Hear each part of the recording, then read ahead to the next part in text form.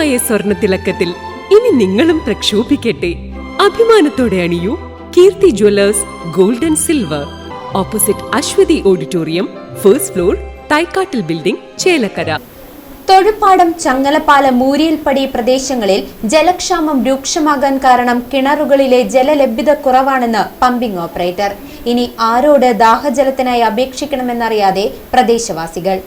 തൊഴുപ്പാടം, ചങ്ങലപ്പാലം, മൂരിയൽപ്പടി പ്രദേശങ്ങളിൽ പലയിടത്തും വളരെ കുറഞ്ഞ അളവിൽ മാത്രമാണ് പൈപ്പ് ലൈനിലൂടെ വെള്ളം ലഭിച്ചിരുന്നത്. വേനൽ കനക്കുന്നതോടെ കിണറുകളിൽ ജലലഭ്യത കുറയുന്നതാണ് പലയിടങ്ങളിലേക്കും ആവശ്യമായ രീതിയിൽ വെള്ളം പമ്പ് ചെയ്യാനാകാത്തത് എന്നാണ് തൊഴുപ്പാടം പമ്പ് ഹൗസിലെ ഓപ്പറേറ്റർമാർ പറയുന്നത്.